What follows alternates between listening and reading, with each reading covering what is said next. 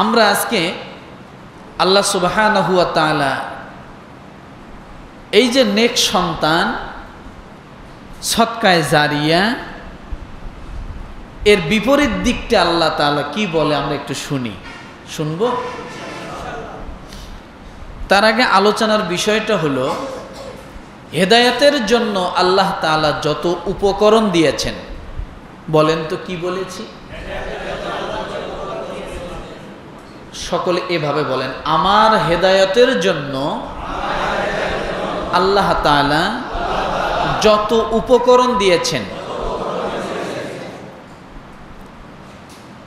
মনে থাকবে?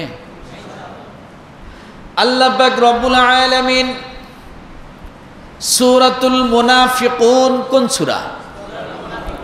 29 নম্বর পারায় সূরাতুল মুনাফিকুন আল্লাহ বলেন 9 নম্বর আয়াতে আল্লাহ বলেন, ইয়া আইয়ুহাল্লাযীনা আমানু লা তুলহিকুম আমওয়ালুকুম ওয়ালা আওলাদুকুম আন যিকরিল্লাহ ومن يفعل ذلك فأولئك هم الخاسرون।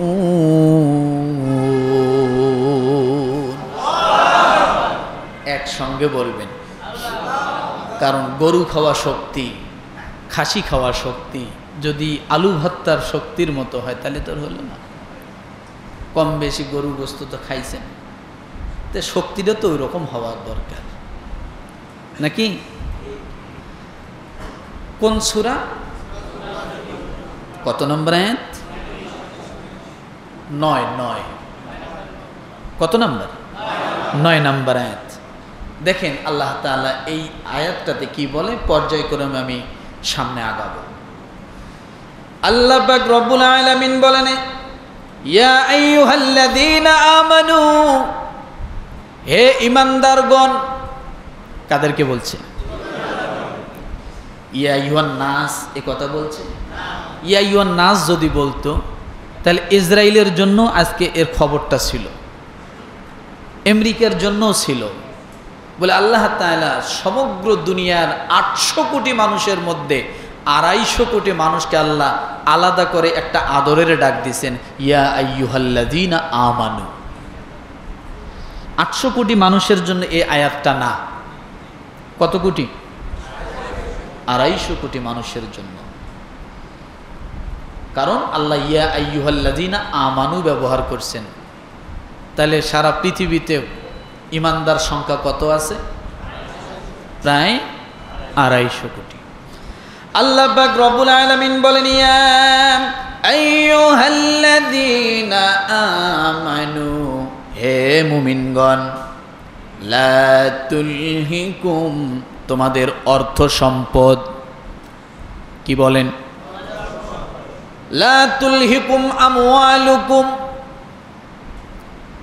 তোমাদের অর্থ সম্পদ, ওয়ালা আওলাদুকুম, এবং তোমাদের সন্তান সন্ততি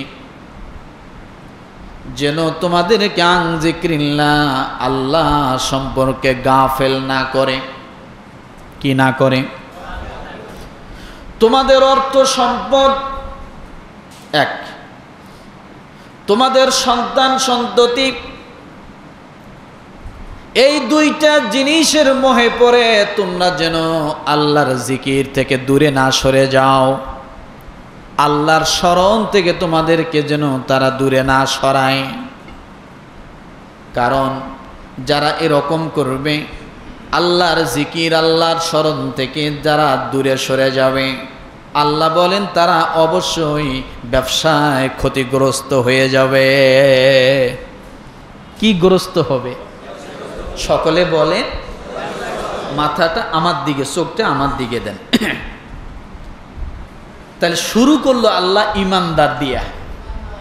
কি দিয়া? আয়াতগুলো বুঝতে হবে। শুরু করছে আল্লাহ ইমানদার দিয়া। মাঝখানে আল্লাহ বললেন দুইটা কথা। কয়টা? অর্থ সম্পদ, সন্তান সন্ততি। এরপরে আল্লাহ বললেন তৃতীয় নম্বরে যে কথাটা, আং জিকিরিল্লাহ, এই দুই জিনিস যেন তোমাদেরকে আল্লাহর জিকির থেকে দূরে সরিয়ে না দেয়, গাফেল না করে। এই দুই জিনিসের দ্বারা যেন তোমরা আল্লাহর জিকিরকে ভুলে না যাও। তাহলে বুঝতে হবে এই দুইটা জিনিস খুব মারাত্মক। কোন দুই জিনিস আল্লাহর জিকির থেকে দূরে রাখে বলেন তো? বোঝেন নাই কথাটা? কোন দুই জিনিস আল্লাহর জিকির থেকে মানুষকে দূরে সরে রাখে? অর্থ সম্পদ, সন্তান সন্ততি, মারাত্মক দুইটা জিনিস। আর এই দুই জিনিস আমাদের সবচেয়ে প্রিয়। এই দুই জিনিস কি আমাদের সবচাইতে প্রিয়? এই দুইটা জিনিসকে আমরা বেশি প্রিয় করতে যাইয়া আল্লাহকে আমরা অপ্রিয় বানিয়ে ফেলছি।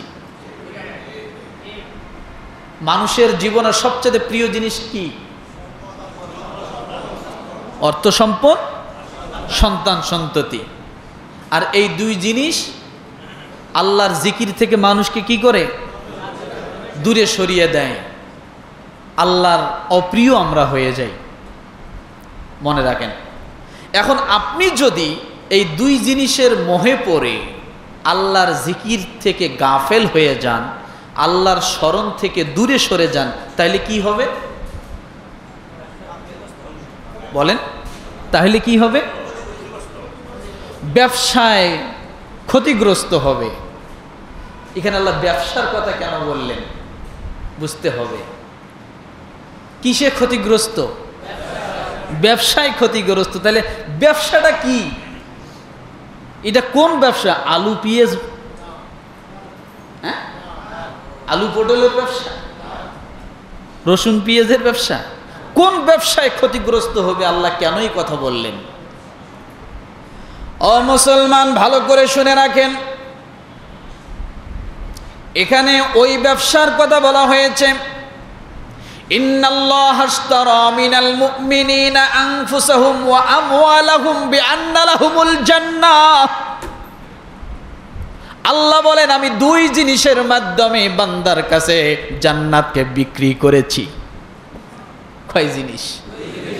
কয় জিনিসের মাধ্যমে বান্দার কাছে আল্লাহ জান্নাত বিক্রি করছে? তাহলে যেখানে বিক্রি আছে সেখানে ব্যবসা আছে না নাই?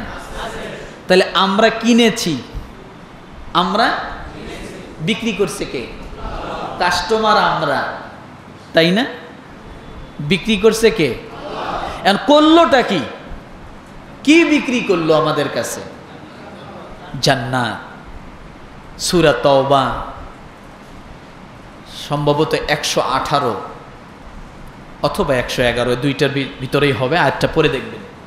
রব্বুল আলামিন ডাক দিয়ে বলেন, ইন্নাল্লাহা আশতারা মিনাল মুমিনিনা আনফুসাহুম ওয়া আমওয়ালাহুম বিআন্না লাহুমুল জান্নাহ।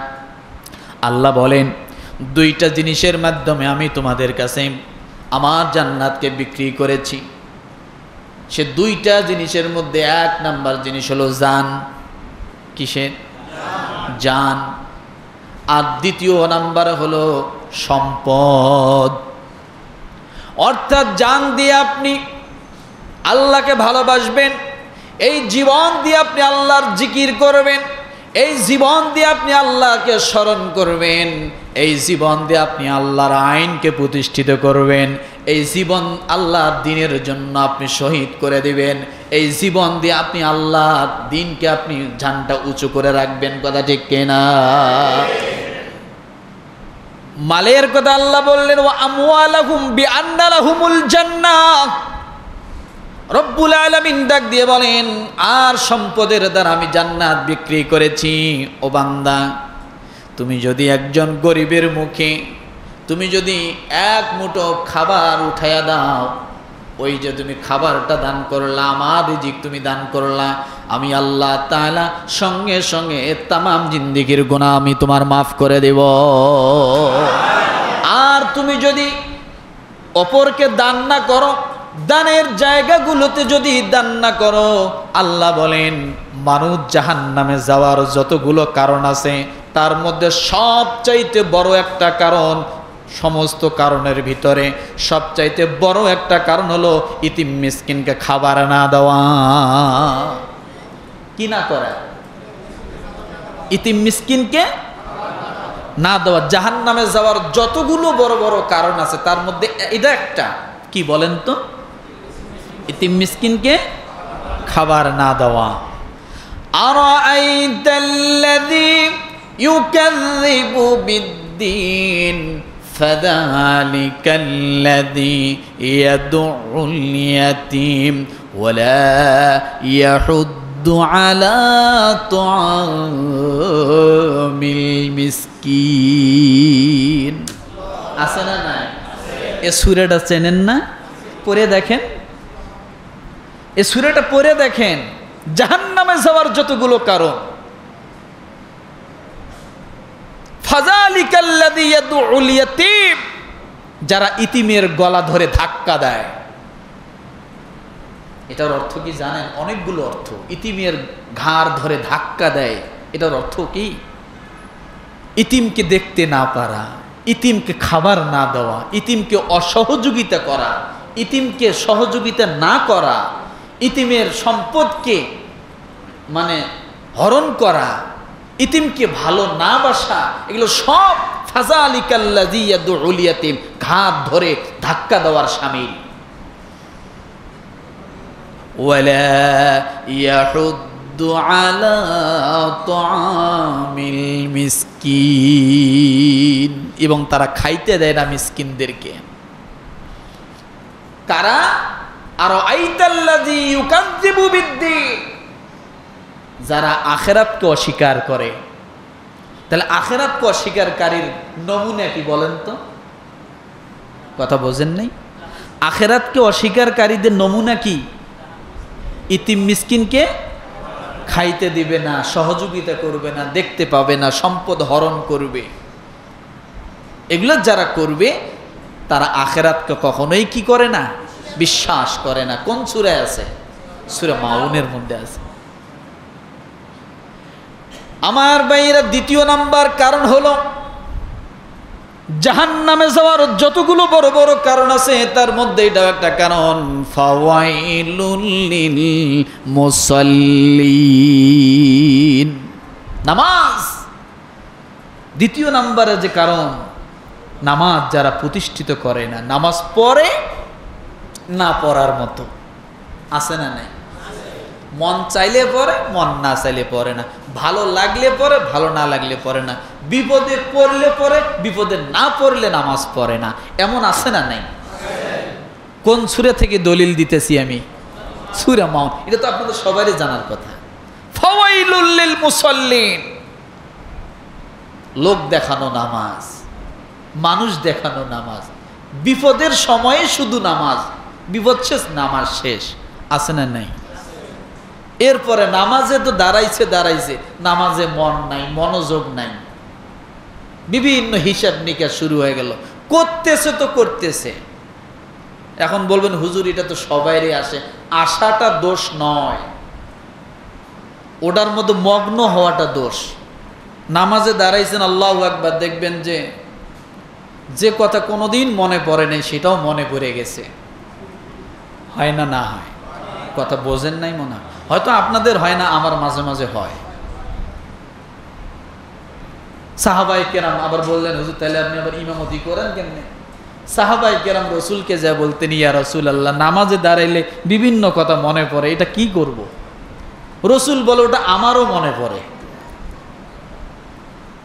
কি বলছে? রসুল বলে, ওটা আমারও মনে পড়ে। তো সাহাবায়ে কেরাম বলছি, ইয়া রাসূল তাহলে এটা কি করব? রসুল বলছেন, যখন এটা আসবে সঙ্গে সঙ্গে মনটাকে স্থির করে নাও, আউযু বিল্লাহি মিনাশ শাইতানির রাজীম বলে নাও। আসতেই পারে, কারণ নামাজটা হলো একটা আলো। নামাজে যতক্ষণ দাঁড়ান এটা আলো। নামাজের বাহিরের সময়টা হলো অন্ধকার। নামাজের বাহিরের সময়টা কি? ঘরের ভিতর অন্ধকার আছে, তেলা পোকা দেখা যায়, সার পোকা দেখা যায়, টিকটিকি দেখা যায়, হ্যাঁ, ইঁদুর দেখা যায়, দেখা যায় না। কিন্তু ঘরের ভিতরে যখন সুইচটা টিপ দিবেন, পিঁপড়ে গেলেও দেখা যায়। তা নামাজ তো হলেই রকম, নামাজের বাইরে থাকেন এত কথা মনে আসে না, কিন্তু যখনই নামাজ আল্লাহ আকবার বলে দাঁড়ান, ওই টিকটিকি, তেলা পোকা, সার পোকা, মশা, এগুলো সব কিছুর মতো চোখের সামনে ভাসতেছে। মানে দুনিয়া দিয়ে বুঝাইলাম, ব্যবসা কয় টাকা হলো, চাকরিতে কয় ঘন্টা ওভারটাইম হলো, ছুটি কবে পাবো, অফিস কি হবে, কথা আছে না এগুলা? ওই যে ঘুমায়, আখিরি ঘুম দিছে, রাগ করলে বেজার হন। এই জন্য রব্বুল আলামিন ডাক দিয়ে বলেন, দুনিয়ার মানুষ, লা তুলহিকুম আমওয়ালুকুম ওয়ালা আওলাদুকুম আন যিকিরিল্লাহ। এই দুই জিনিস যেন, অর্থ সম্পদ, সন্তান সন্ততি যেন তোমাকে তোমার দিন থেকে, তোমার আল্লাহ থেকে, আল্লাহর জিকিরি থেকে তোমাকে দূরে না সরায়। কারণ সন্তান একটা কঠিন জিনিস, কথা ঠিক কিনা? সন্তান কেমন কঠিন জিনিস? অর্থ সম্পদের প্রতি যেমন লোভ আছে, সন্তানের প্রতি পিতামাতারা দুর্বল হয়ে যায়, আছে না নাই? বিশাল বড় দারোগা, তামাম থানা পর্যন্ত কাঁপে, কিন্তু ঘরে গেলে দেখা যায় সন্তান মাথার উপরে উঠে বসে খেলতেছে, আছে না? সন্তানের কাছে দারোগাগিরি চলে চলে?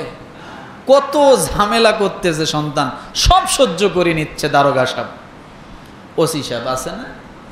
কিন্তু ঘর থেকে যখন বাইরে হয় পুরো থানা কাঁপে, আছে না নেই? তাহলে সন্তান এমন এক দুর্বলের জায়গা পিতামাতার জন্য, সে যত বড়ই হোক না কেন, সন্তানের মায়ার কারণে সন্তানের প্রতি অনেক সময় পিতা দুর্বল হয়ে যায়, আছে না? বাবাকে কেউ একটা থাপড় দিতে পারে না, কিন্তু ছোট বাচ্চা ঘর থেকে যখন বাহির হন, বলে দিছে বাবা আমার জন্য এটা আনবে, ওটা আনবে। আপনার যদি আনতে মনে না থাকে, দেখবেন দরজা খুলতেছে না, সন্তানটা কলিং বেল টেপ দেওয়ার সঙ্গে দরজা খোলে না। আগে বাহির থেকে স্বীকারোক্তি নেয়, বলো তুমি আমার জন্য এটা আনছো কিনা, আছে না নেই? এরপরে যদি না আনে, দেখবেন সন্তানটাকে আপনি জোর করে কোলে নিতে যাবেন, সন্তানটা গালে মারতেছে, মাথায় মারতেছে, মারে কি মারে না? কিন্তু বাবা একটুকু কষ্ট পায় না, বরং আরো মায়া বেশি করে, কথা ঠিক কিনা? আরো মায়া বেশি করে সন্তান। তো কত কেমন সন্তান আল্লাহ পরীক্ষা করলেন। কেন আল্লাহ বললেন ওয়ালা আওলাদুকুম আন যিকরিল্লাহ, আমার জিকির থেকে তোমাকে যেন স্মরণ থেকে বিরত না রাখে। এই পরীক্ষা করার জন্য আল্লাহ ইব্রাহিম আলাইহিস সালামকে বলেছিলেন, ইব্রাহিম দেখি তো আমার স্মরণ বেশি, আমার মায়া বেশি, আমার মহাব্বত বেশি না সন্তানের মহাব্বত বেশি? ওই যে সন্তানকে মক্কায় রেখে আসছো, যাও এখনই সন্তানের গলায় একটা ছুরি চালায়া জবাই করে দাও। আল্লাহ জানে পরীক্ষা করতেছেন, দেখি আন যিকরিল্লাহ, আমার স্মরণ আছে না সন্তানের স্মরণটা বেশি হয়েছে, আমার মহাব্বত আছে না সন্তানের মহাব্বত বেশি হয়েছে। আল্লাহ তাআলা ইব্রাহিম নবীকে পরীক্ষা করেন, তাহলে আমাদেরকে কি ছাড় দিবে? কথা বলেন, আমাদেরকে আল্লাহ ছাড় দিবেন না। এই জন্য বারবার কোরআনুল কারীমের মধ্যে আল্লাহ সতর্ক করলেন। সেই সতর্কর মধ্যে সূরা মুনাফিকুনের ৯ নম্বর আয়াতে আল্লাহ বলেন, ইয়া আইয়ুহাল্লাযীনা আমানু লা তুলহিকুম আমওয়ালুকুম ওয়ালা আওলাদুকুম আন যিকিরিল্লাহ। দুই জিনিস আল্লাহ থেকে মানুষ দূরে সরে যায়, অর্থ সম্পদ, সন্তান সন্ততি। আরেকটু উদাহরণ দিয়ে যাই, এই যে আপনারা পিতা যারা আছেন, রাগ করবেন না। যারা অফিসে কাজ করেন, ঘন্টা যতটুকু ডিউটি করার কথা তার থেকে আরো বেশি করার জন্য আগ্রহ থাকেন, একটু ওভারটাইম যাতে বেশি হয়, তাই না? এত কষ্ট করেন, ভালো একটা কাপড় পরেন না, ভালো একটা দামি জুতা পরেন না। এই যে ঈদ গেল, অনেক বাবা আছেন লুঙ্গি একটা কেনেন নাই, পাঞ্জাবি কেনেন নাই, কিন্তু সন্তানের আবদার ঠিকই পূরণ করা লাগছে, না চাইলেও দেওয়া লাগছে, দেন না? সন্তান কিভাবে আল্লাহ থেকে, আল্লাহর জিকির থেকে দূরে সরায়? আজকে যত পরিশ্রম করতেছেন, শুধু কি নিজের জন্য? শুধু কি আপনার স্ত্রীর জন্য? না। এখন কম খাচ্ছেন, সন্তানের জন্য আপনি একটু সঞ্চয়ও করতেছেন, একটা ডিপিএস খুলে বসছেন, ব্যাংকে কিছু সঞ্চয় করতেছেন, অল্প অল্প কিছু করতেছেন, বছর বছর কিছু জমি কিনতেছেন। এগুলো কার জন্য? আপনার জন্য। এগুলো নিয়ে কি আপনি কবরে যাইবেন? কার জন্য করেন? সন্তানের জন্য। এরপরে একটা বাড়ি, আপনার জীবনটা আপনি পার করে দিলেন একটা টিনের চালের ভিতরে, একটা টিনের ঘর, খেরি ঘর, বিভিন্ন কিছু ছিল, কিন্তু আপনি এখন এত কষ্টের টাকা দিয়ে কিছু কিছু করে এবছর কিছু ইট কিনলেন, আগামী বছর আর কিছু টাকা জমায় কিছু ইটা বালু সিমেন্ট কিনে 2টা রুম হলেও করে দিচ্ছেন। কেন? সন্তানের জন্য। আপনি থাকেন টিনের চালের নিচে, টিনের বেড়ার ভিতরে, সন্তানের জন্য আপনি এটা চিন্তা করতেছেন। এই জন্য আল্লাহ বলছে ওয়ালা আওলাদুকুম আন যিকরিল্লাহ, সন্তানদের জন্য এত ভবিষ্যৎ করতে যায় তুমি, আমি আল্লাহকে ভুলে যেও না। আমাদের সবসময় চিন্তা সন্তানের ভবিষ্যৎ কি করে করব। আমার ভবিষ্যৎ নাই, আছে? ব্যক্তি ভবিষ্যৎ আছে না? আমরা চিন্তা করি আমার সন্তানের ভবিষ্যৎ। দেশ ছেড়ে বিদেশ যায় আছি, কার জন্য বলেন তো? আমার যে একটা পেট, এটার জন্য এই দেশের ইনকামই যথেষ্ট ছিল না? কিন্তু এ দেশের ইনকাম দিয়ে হচ্ছে না, আমি বিদেশ চলে গেছি, 2 বছর 3 বছর 4 বছর 5 বছর কষ্ট করে থাকতেছি, শুধু কি আমার জন্য? না, ওই সন্তানের চিন্তা করে। এই জন্য রব্বুল আলামিন বলেন ওয়ালা আওলাদুকুম আন যিকরিল্লাহ, তোমার সন্তানের ভবিষ্যৎ করতে যা তুমি আমি আল্লাহকে ভুলে যেও না। সন্তানের ভবিষ্যৎ করতে যা নামাজ ছেড়ে দিও না, আল্লাহর জিকির ছেড়ে দিও না। কারণ এত ভবিষ্যৎ ভবিষ্যৎ ভবিষ্যৎ করতে করতে সন্তানের সুখের দিকে তাকায়া আপনি দেখবেন এক সময় অকেজো হয়ে যাবেন ওই সন্তানের কাছে, আপনার কোনো মূল্য থাকবে না, 4 পয়সার মূল্য থাকবে না। বাস্তব অনেক প্রমাণ আছে আমার কাছে।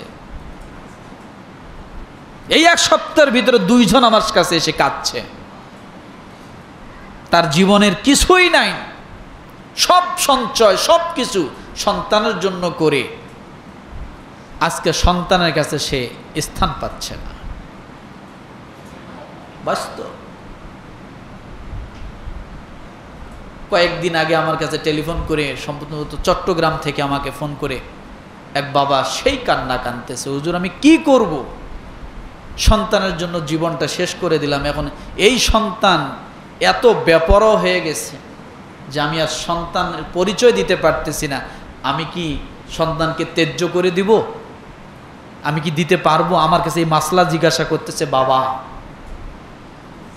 আমি কি আমার সন্তানকে এখন ত্যায্য করে দিতে পারবো? আর করলে আমি ইসলামী শরীয়ত মোতাবেক কি কি করতে হবে এটা আমাকে জিজ্ঞাসা করতেছে। কে জিজ্ঞায় বলেন তো?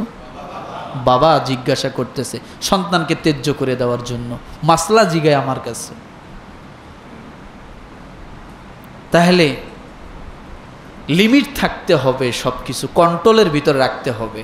জীবন শেষ করে দিলেন মাকড়সার মতো, যে মাকড়সায় বাচ্চা ফোটায়, ওই মাকড়সার বাচ্চারা পুরো মাকড়সাটাকে খেয়ে ফেলে, যার কারণে মাঝে মাঝে মাকড়সার খোলস দেখা যায় পেটের ভিতরে গোল, সব খেয়ে শেষ করছে বাচ্চারাই। আমার ভাইরা, এই জন্য রব্বুল আলামিন বলেন ওয়ালা আওলাদুকুম আন যিকরিল্লাহ, রাতে খাটেন দিনে খাটেন সর্বসময় আপনি পরিশ্রম করেন, কিন্তু আপনি আপনার নিজের জন্য করতেছেন না। আপনার নিজের আমল নামা নিয়ে যদি আপনি কবরের মধ্যে যেতে পারেন, এটা সবচেয়ে বড় সুখের স্থান হবে আপনার। দুনিয়ায় আপনি সুখ হয়তো পাবেন না।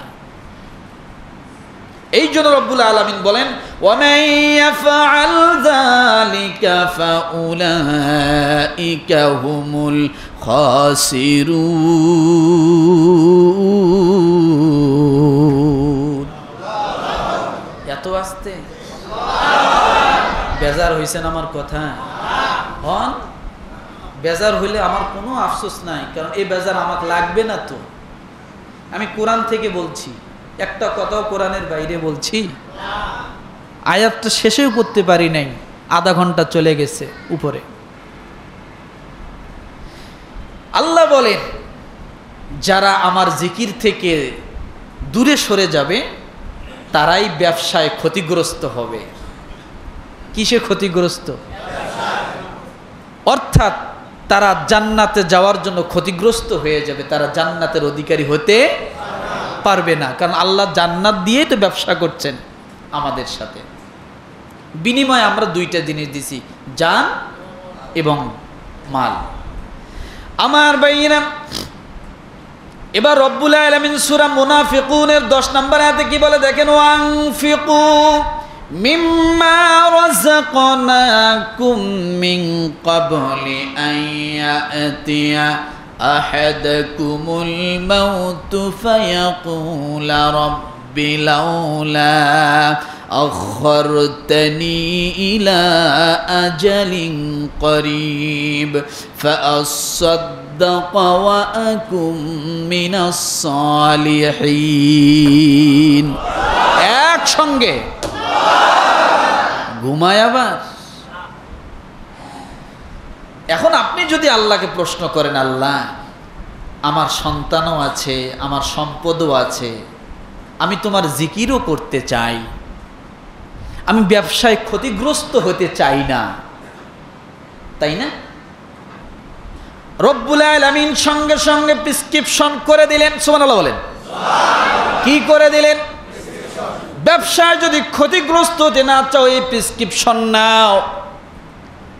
আমি আল্লাহর জিকির থেকে যদি, স্মরণ থেকে যদি গাফেল না হতে চাও, প্রেসক্রিপশন নাও। এবার আল্লাহ প্রেসক্রিপশন ধরায় দিলেন। সূরা মুনাফিকুনের 10 নম্বর আয়াতে আল্লাহ বলেন, ওয়া আনফিকু মিম্মা রাযাকনাকুম মিন ক্বাবলি আন ইয়াতিয়া আহাদাকুমুল মাউত। আল্লাহ বলেন, আমি তোমাদেরকে যে রিজিক দিয়েছি, সে রিজিক থেকে আল্লাহর হুকুম অনুযায়ী ব্যয় করো।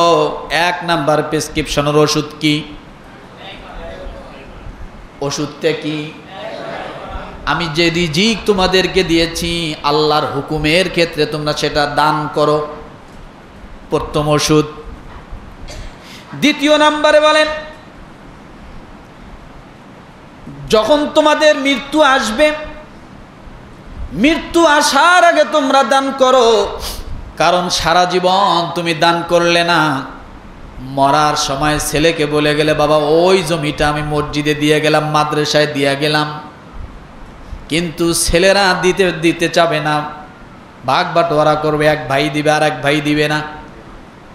আপনি যতক্ষণ মরেন নাই আপনি একাই মালিক। আপনি যখন মরে যাবেন আপনার একাকিত্ব আর থাকে না, 10 জন মালিকে পরিণত হয়ে যায়। একজন আপনার ওসিয়ত মানবে, 9 জন মানবে না, 9 জন মানবে, একজন মানবে না, একজন না মানলেই সেই জমিতে সমস্যা। এই জন্য রব্বুল আলামিন বলেন, মিন ক্বাবলি আন ইয়াতিয়া আহাদাকুমুল মাউত। এই প্রেসক্রিপশন যে দিলাম, আমার রাস্তায় দান করো। এই দান তুমি কখন করবা? মরার সময় দান করবা। যখন তুমি বিছনা থেকে উঠতে পারবে না, আজরাইল এসে তোমাকে ঠেসে ধরবে, আর সেই সময় বলবা, আমি 5 বিঘা জমি দিয়ে দিলাম, 5000 টাকা দান করলাম, 500 টাকা মসজিদে দান করলাম। আল্লাহ বলেন, ওই মরণের সময় তোমার দান তেমন কোনো কাজে আসবে না। নিজ হাতে তুমি দান করে যাও, নিজে সুস্থ থাকা অবস্থায় তুমি দান করে যাও, এটাই তোমার জন্য প্রেসক্রিপশন। আল্লাহ বলেন, যখন মৃত্যু আসবে, মৃত্যু আসার আগে তোমরা আমি আল্লাহর পথে তোমরা দান করো, আমি কিছু কালের জন্য সুযোগ তোমাদেরকে দিয়েছি। কথা ঠিক না? এরপরে বান্দা বলবে, যখন মৃত্যু হয়ে যাবে অথবা মৃত্যু সন্নিকটে আসবে, তখন বলবে ফায়াকুলা রব্বি লাউলা আখারতানি ইলা আজালিন করিব। মরার সময় আফসোস করবে যখন আজরাইল কাছে আসবে। আচ্ছা বলেন, একজন মানুষ বাঁচার জন্য তার জীবনের সর্বোচ্চ চেষ্টাটা করে কি করে না? কথা বলে, করে না? একজন মানুষের দুটো চোখ নাই, দুটো কান নাই, দুটো হাত নাই, দুটো পা নাই। ওই মানুষটাকে আপনি যদি ডাক দিয়ে বলেন যে তুমি এখানে দাঁড়াও, দাঁড়ালো। এবার যদি কেউ রাইফেল নিয়ে তার সামনে ধরে বলে তোমাকে এখন গুলি করে ব্রাশ ফায়ার করে মারা হবে, তুমি কি রাজি? কি বলবে? কি বলবে? রাজি হবে? তার দুই চোখ নাই, তার কান নাই, তার পা নাই, হাত নাই। এই মানুষটার দুনিয়ায় বেঁচে থাকা না থাকা তো এক সমান কথা, তাই না? সে হাঁটতে পারে না, কানে শোনে না, চোখে দেখে না, হাত লাগতে পারে না। ওই মানুষটাকেও যদি আপনি বলেন যে তোমাকে 50,000 টাকা দিতেছি, বিনিময়ে তোমাকে এখন ব্রাশ ফায়ার করা হবে, তোমাকে এখন গুলি করা হবে, তোমাকে এখন মারা হবে, সে কি মরতে চাবে? মরতে চাবে? কি বলবে? আমাকে মেরো না। সে ব্যক্তিও মরতে চাবে না। এই জন্য রব্বুল আলামিন ডাক দিয়ে বলেন, ওই মরণটা যখন তার সামনে আসবে, আমি আল্লাহ তাকে প্রেসক্রিপশন দিলাম, ওয়ানফিকু মিম্মা রাযাকাকুমুল্লাহ। তার সুস্থ থাকা অবস্থায় সে দান করলো না, ইতিমকে খাওয়ালো না, গরিব অসহায়কে দিল না, গরিবকে তাচ্ছিল্য করলো, মানুষকে অহংকার বশত মানুষকে মূল্যায়ন করলো না।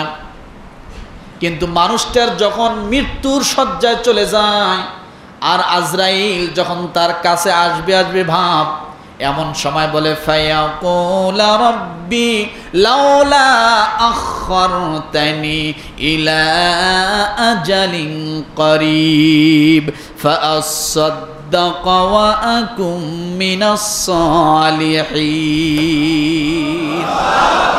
তখন আল্লাহকে ডাক দিয়ে বলে, আল্লাহ আর একটু সময় দাও, আর একটু সময় দাও, তুমি আমাকে কিছু কালের জন্য, কিছু সময়ের জন্য একটু সুযোগ দাও, তাহলে আমি দান করব, সদকা করব, সব ভালো কাজ করব, আমি নেক লোকদের অন্তর্ভুক্ত হয়ে যাব, একটা গুনার কাজও করব না। এ কথা কখন বলতেছে? কখন? যখন সে আর বিছানা থেকে ওঠার ক্ষমতা নাই। রাগ করবেন না, বোঝার জন্য বলছি। একজন প্যারালাইসিসের রোগী, সে যদি বিছানায় শুয়ে বলে আমি আওয়ামী লীগে যোগ দিলাম, কেরা নিবে? নিবে? যদি বলে আমি বিএমপিতে যোগ দিব, নিবে? যদি বলে জামাতে যোগ দিব, নিবে? ওই রকম 18 কোটি মানুষ যদি প্যারালাইসিস ওয়ালা হয়, বিএমপি 18 কোটি মানুষকে নিয়ে কি করবে? আওয়ামী লীগ নিয়ে কি করবে? জামাত নিয়ে কি করবে? ও তো রাস্তা নামতে পারবে না, মিছিল করতে পারবে না, মিটিং করতে পারবে না, স্লোগান দিতে পারবে না, একটা বড় দিতে পারবে না। ও আমার দলে নিয়ে লাভ কি? কথা ঠিক না?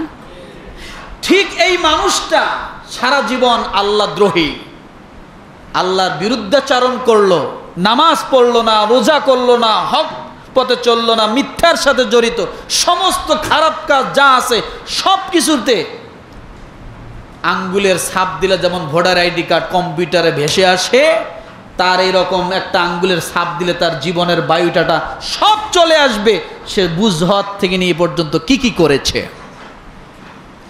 ওই ব্যক্তি মরার সময় যদি বলে আল্লাহ আরেকটু সময় দাও,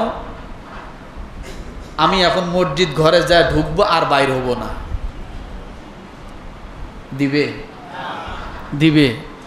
যদি বলে আল্লাহ একটু সময় দাও, আমার যা সম্পদ আছে আমি সব দান করে দিব, দিবে? কারণ ও এখন বিছনার শয্যায় শায়িত, এখন আসবে আজরাইল, আর এমন সময় মসজিদ ঘর মাথায় নিয়ে থাকতে চায়, মসজিদ ঘরের ভিতর ঢুকে থাকতে চায়। আল্লাহ বলে তোমার এখন মসজিদ ঘরে যাওয়া লাগবে না, তুমি কবরে যাও। কোন দিকে যাও? তুমি কবরে যাও। পোকামাকড়ের কিছু উপকার হবে। কার উপকার? কবরে গেলে খায় কেরা? পোকামাকড় খায় না? তো পোকামাকড়ের কিছু খাদ্যর দরকার আছে, তুমি কবরে চলে যাও। তাহলে মরার আগেই মানুষ আরেকবার সুযোগ চাবে আল্লাহর কাছে, তুমি আরেকটু সুযোগ দাও আমার, আমি যাতে না মরি, আমাকে টনটনা সুস্থ করো, দোতরার রশির মতো যেন আমি দাঁড়াইতে পারি, যা আছে যত আমল আছে দরকারের দিনে 5টা করে রোজা থাকবো, তাও থাকবো। আল্লাহকে একটাই থাকলা না, তাই না? একটা রোজা, তাই কয় যার ঘরে খাবার নেই সেই থাকবে রোজা। এই হলো কথা। যার ঘরে খাবার নাই ঘুমাইতেছে তো ঘুমান, বালিশ দেই। যার ঘরে কি নাই সে কি করবে? রোজা থাকবে। এই কথা কইল যে মানুষ মরার সময় আজরাইল আসতেছে দেখে চোখ বড় বড় করে আল্লাহ আর একটু সময় দাও, ওরে ব্রেক করাও, আল্লাহকে আর কাম হবে না। এগুলো মরার আগে। আমার ভাইরা, বান্দা ডাক দিয়ে বলে আমি সব ভালো কাজ করব। আল্লাহ বলে এখন ভালো কাজ করিয়ে কোনো লাভ নাই, ভালো কাজের অনেক সময় দিয়েছিলাম। শিশুকালের পরে কিশোরকাল, কিশোরকালের পরে তোমার যুবককাল, যুবকের পরে তোমার আসছে, তারপরে আসছে বৃদ্ধকাল, কথা ঠিক না? কিন্তু এই যে সময়গুলো নষ্ট করেছো, আর তুমি চিল্লায়া লাভ নাই, তোমাকে সুস্থ করে দিয়েও লাভ নাই। তোমার হায়াত যা ছিল তা শেষ হয়ে যাচ্ছে, এখন তোমার কিছুই করা লাগবে না, তুমি সোজা কবরে চলে যাও। তো এই জন্য আমরা কি জাহান্নামে যেতে চাই? জোরে বলেন। যারা ঘুমাচ্ছে একটু জাগনা করে দেন। জাহান্নামে যেতে চাই? না যেতে চাইলে কি করতে হবে? হ্যাঁ, একবারে আল্লাহকে ভুলে গেলে চলবে না। দুনিয়া দুনিয়া দুনিয়া দুনিয়া করতে করতে ছুটতে ছুটতে কোথার থেকে কোথায় আসলেন তার হুঁশ নেই। কিন্তু কবরে যখন যাবেন, একটা 10 টাকার নোটও আপনার পকেটে দিবে না। দিবে ভাই? 1 কেজি চাউল দিবে? হ্যাঁ, কিচ্ছুই দিবে না। তাহলে আপনার আমল নামে আপনি কেন নষ্ট করতেছেন? একটাবার ভাবেন তো। আজকে বালিশে মাথাটা যখন লাগাবেন, চিন্তা করবেন যে আমি যদি এই রাত্রেই মরে যাই, এইটাই যদি আমার জীবনের শেষ রাত হয়, তাহলে আমার সুখের জন্য আমি কি করলাম? দেখবেন ফজরের নামাজ পড়া আপনার জন্য সহজ হয়ে যাবে। কি হবে বলেন? সহজ হয়ে যাবে। আর যদি না ভাবেন, ফজরের নামাজ আপনার জন্য কঠিন কঠিনই থেকে যাবে, সহজ আর হবে না। তাহলে 2 জিনিস আল্লাহর জিকির থেকে মানুষকে দূরে সরায়। কোন কোন 2 জিনিস? 1, অর্থ সম্পদ, সন্তান। এই 2 জিনিস আল্লাহর জিকির থেকে মানুষকে কি করে? এই 2 জিনিস থেকে উত্তরণের উপায় কি? আল্লাহ রাস্তায় বেশি বেশি করে দান করা, যাতে সম্পদের প্রতি মায়াটা না কমে, মানে কমে যায়। বেশি বেশি করে দান করলে সম্পদের প্রতি মায়াটা কি কমে যাবে। আল্লাহ তাআলা এই ফিক্সেশনটা দিলেন সূরা মুনাফিকুন আয়াত নাম্বার 9, আয়াত নাম্বার 10, আয়াত নাম্বার কি 11। এখান থেকে আল্লাহ বলেন, এখন যদি আপনি কিছু সময় চান আল্লাহর কাছে, হবে? আজকে শুক্রবার নামাজ পড়লেন, আর এক শুক্রবার শুধু নামাজ পড়বেন, মাঝখানে একদিনও আল্লাহর সাথে সাক্ষাৎ নাই, কাম হবে? এই জন্য সময় চায় লাভ নাই। সকালে যদি নামাজ পড়তে বলেন, হুজুর বিকেলে পড়ব, আর শনিবার যদি বলেন ভাই নামাজ পড়ছেন, আসেন নামাজ পড়, হুজুর আগামী শুক্রবার থেকে শুরু করব, আজ ছাড়বো না। কই আজকে শনিবার আর কই রয়েছে শুক্রবার। উনি হুজুরের কাছ থেকে মোটামুটি একটা সময় চায়া নিল, হুজুর আগামী শুক্রবার থেকে নামাজ ধরবো, আজ ছাড়বো না। শুক্রবার আসার আগেই বান্দা হাসপাতালে, আর সুযোগ হয় না। এখন কানলেও চেষ্টা করলেও মসজিদে যাওয়ার শক্তি আর তার। এমন একটা সময় আসবে, শোনেন, এমন একটা সময় আসবে মসজিদের আজান শুনবেন শুধু চোখ দিয়ে পানি আসবে, মসজিদে আসার সুযোগ থাকবে না। এমন একটা সময় আপনার আসবে, আফসোস করবেন আপনি, আহারে কেন আমি মসজিদ যেতে পারলাম না। গত 2-3 দিন আগে এক লোক এখানে আসছে, আমি খুব ভালো করে চিনি, তার বায়োডাটা খুব ভালো করে চিনি। বয়স হয়ে গেছে, এখন বলতেছে দুনিয়া, দুনিয়া। কি বলতেছে বলে? এখন দুনিয়া করো, হাঁটতে পারো না, এখন দুনিয়া করো। সারা জীবন কি করছো ভালো করে জানা আছে। মানুষের জ্বালায়া কিচ্ছু থই নাই, এখন দুনিয়া, দুনিয়ায় কিচ্ছু নাই। এখন সে এই কথা কয়ে লাভ আছে বলেন তো? রাগ করলেন এই কথায়? বাস্তব, এখন এই কথা বলে কি লাভ? দুনিয়ায় কিছু নেই, এটা আগেই বোঝা উচিত ছিল, দুনিয়ায় কিচ্ছু নেই। তো এই জন্য বলতেছি কথাগুলো, কেন রাগ করবেন না, যাতে আপনার দিলের মধ্যে কথাগুলো একটু লাগে, আপনি যেন একটু প্রস্তুতি নিতে পারেন, তৈরি হয়ে যান যে না এতদিন যা করলাম করছি, আজকে থেকে নামাজ ধরবো, আর ছাড়বো না। রাজি আছেন? রাজি আছেন? কই হাত উঁচু হয় না তো? আল্লাহ এই হাতগুলো তুমি কবুল করো। আমার কোনো সাধ্য নাই, তুমি ওনাদেরকে নামাজের জন্য প্রস্তুত করাও। আল্লাহ তুমি হেদায়েতের মালিক, তুমি হেদায়েত দিয়ে দাও। প্রত্যেকটা হাতের মধ্যে তুমি মিজানের পাল্লা থেকে ডান হাতে জান্নাতের সার্টিফিকেট দিয়ে দিও।